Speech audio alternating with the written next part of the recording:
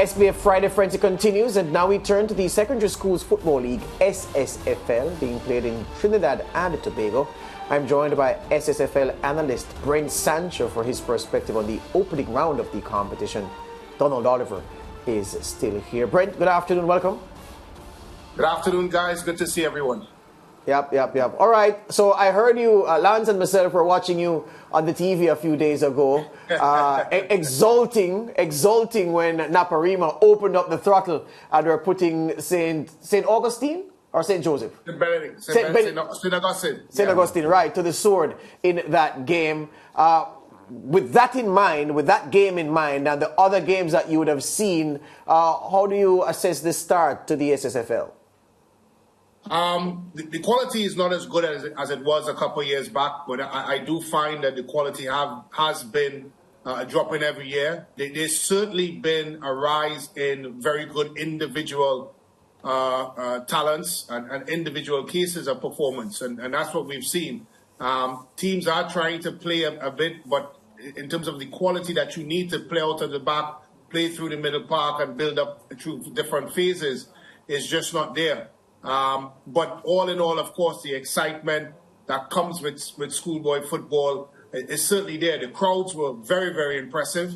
And of course, the vocalness of that support as well was there. But all in all, a lot still to be improved as it relates to quality, but some good individual displays.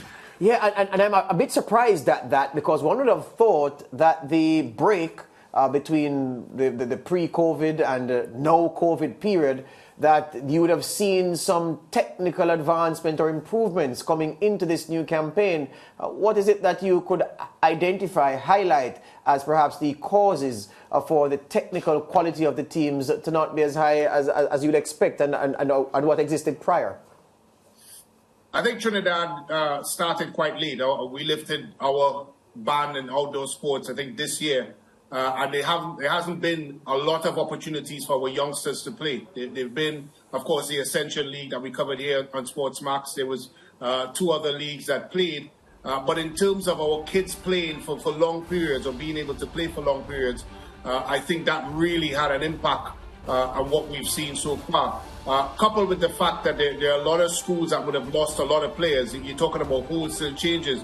For example, in the game that we have in our picture, San Juan North, running out 5-1 victors over QRC, they lost an entire squad. The one player that survived is the kid that scored a hat-trick in the game. That's young Noel. So we've seen a huge turnover of players, a lot of younger players now come into the pool, and of course the quality diminished because there has not been, I would suggest, a lot of playing time for these youngsters leading up to the SSFL. Yeah, you touched one thing I wanted to speak about quickly. Larry Noel certainly caught the eye in the opening weekend with the number of goals he scored and his general performance. You spoke about, well, perhaps the saving grace for this opening round are the individual performances, and his right up there with the best from this opening section of the SSFL. Yeah, it's been a while, George, since I've seen a front man carry the load the way that he did. He's good. He runs into space. He's a willing runner. He has a tremendous left foot, a good eye for goal, clever in what he wants to do, and very direct at time. I think a lot of course, we've only seen one round of games so far, but although it's very early, I would suggest that teams would do very well to stop him, because he is a handful, and if you don't have 2-3 defenders on him, he's going to of course, get the goals. There was a recent youth team tournament here in Trinidad, and he finished in that tournament as the leading goal scorer. And I'd be very surprised if he doesn't finish the leading goal scorer here in the SSFL this season. Yeah, Larry Noel looks to be the next in a long line of goal plunderers from the Trinidad Republic. Donald, Lance is here, of course. Let's talk about, with Brent here, let's talk about the development. Because when I asked you about the ISSA Schoolboy Football season in Jamaica, you touched on the development issues and how players not transitioning. How can that process be helped by the football authorities here and in TNT? Because my view, Lance, is that I think people are hung up on the attrition that you see, because I'm saying in every sphere, you're going to have churn. You're going to have people who don't matriculate. It happens in horse racing. It happens in academia. How many boys and girls you both know? Lance went to all boy. Well, Wilmer's girls was across the road, so I struggle to think of Wilmer's boys as it's Wilmer's all boys. Yeah, well, there you go. How many bright boys you knew, Lance, from grade 7, grade 8, who by the time you touched grade 9, they went downhill in their academic performance? Same thing for you at Arden. So it happens in academics, it happens in sport. But you're saying Oliver declined? No. You said same thing for you. No, same thing for him in terms of those he knew. I know what you meant. Oliver was an A student. I just wanted to be... Oliver was an A student at Arden all the way through. No, we don't have to lie or brag. Oliver was an A student at Arden all the way through. But yeah, gentlemen, should we be... Well, not should we, because that's a topic on the discussion. What can we do, Donald, to aid the development, you think, from the Jamaica perspective? We're going to ask the same question of Brent and, of course, ask Lance for his perspective. Let me tell you something. I actually think that our football has improved. Jamaica's football has improved over the years. And you can see that in recent World Cup qualifiers at the youth level, although we didn't make it, of course. But I think the quality of football that we have seen has been impressive, one. But I still think it can be improved, because I think that there is an over-reliance on our schoolboy football coaches and on the ISSA football competitions, despite the fact that I think that they're actually doing really well. There is still an over-reliance. But, of course, this is where I believe that the clubs will come in, because really the clubs should mold these players in that professional setting. But we are in that semi-professional stage here in Jamaica. But that's where I believe that the gap has to be filled. Of course, we know a number of the students are going overseas as well, but being in community college is not going to make much of a difference as well. So just as how we adapted in track and field, the same should be done in terms of football, and we'll take it to our next level, because I believe that we have the coaches that can do it. Your 2 cents, Lance? Yeah, I just want to say that I understand the point that Donald is making, but in a tangible way, it's hard to suggest that the game has improved when qualification for World Cup levels at the junior levels hasn't represented that. TNT had qualified for under-20 World Football when Dwight York was playing. Yes. Jamaica had, I think, 2 under-17 teams qualifying for World Under-17 FIFA Football. The last was probably 2011, which is more than 10 years ago.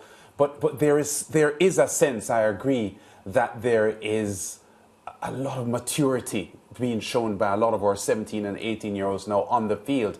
And I would like to think that part of that is the exposure that they now have to all of the top leagues in the world. You hear, 17-year-olds talking eloquently about Serie A and La Liga, and the English Premier League had always been there. But the vast knowledge and exposure that they have had now to the best football in the world 3-4 times per week on television, I think is playing a part as well in not only inspiring them, but giving them a good sense of what high-quality football is. So you're saying that the reason why Jamaica's teams haven't been able to progress through to the World Cup in recent times, especially the last campaign, which was led by Marcel Gay as coach, is strictly because of the players not being of that quality? No, I think there are many other factors. There are developmental factors, which the JFF and the Trinidad Football Federation would have to take responsibility for. But I would actually say the opposite. I think the players have the quality, but they don't have the platform to elevate themselves to that level. Brent, we know that TT's football is under normalization and has been so for some time. What is true, though, is that there still exists the structure still loosely in place to aid player development. But in this age, Lance spoke about it. Any youngster interested in football, unlike what was available to you as a youngster, can click and go on and watch Ligue 1, Serie A, La Liga, EPL, Dutch League, any league they want. They gorge themselves in the Champions League. A coach, Brent, can download a UEFA training program to look at what is done, because you know that those exist. You've been on some coaching programs yourself. So there's so much information available, and the youngsters can watch so much football unhindered. How does all of that translate into greater quality at the senior level from Trinidad and Tobago, coming out of the primary prep school system there and the SSFL? Well, first and foremost, I think, any good 17, 18-year-old, and we can all agree here, would not be playing schoolboy football. They would be playing at the next level. And that's a fact. And the problem that we have here in Trinidad is that when you have 19-year-olds playing against 14-year-olds, you have a problem. We can talk about development all we want, but the structure is a big issue. There's no real funnel. There's no real way of players moving up. You play in a league where every coach just wants to win. So it takes away anything to do with learning the sport, developing the sport, and moving forward. Schoolboy football cannot be a developmental league for any country because it does not provide all the necessities to become that next step player. Players have to be in academy. They have to be in full-time training. They have to have contact time with the football. Schoolboy football is for 4 months at best. A young player needs to be playing year-round for 24 or 7 days a week. I mean, if possible. But that is the problem. We don't have that here in Trinidad, and I would assume throughout the Caribbean, because we have regressed Trinidad and Tobago. We have not, as you rightfully said, we've not qualified for youth tournaments. We've struggled at senior team level, and we continue to struggle at youth team levels, at both men and women. So the problem is that the structures that we have currently in place are failing us because the game has progressed away from schoolboy football. There's nowhere else in Central America or North or Canada that plays schoolboy football. Those kids play professionally when they cross the age of 16. And that's what we don't have. We don't have that academy system to develop players and fine-tune players to play to the next level. Absolutely, top comment there, because I keep telling people, and it used to be said by our former writer at SportsMax.tv, head of SportsMax.tv, Paul Andre Walker, now at the Gleaner, that look, he doesn't understand how people are talking about 17 and 18-year-old schoolboy football stars in Jamaica. He said that 17 or 18 used to be playing in the Premier League and starting for your club team or in La Liga. And he is absolutely correct. Brent, we have to cut it short. Time is up against us, but we'll talk again. All the best to you, and we'll continue to follow you and your exploits in the SSFL. All right, guys, have a good one. All right, good. We take a break when we come back. Interactive.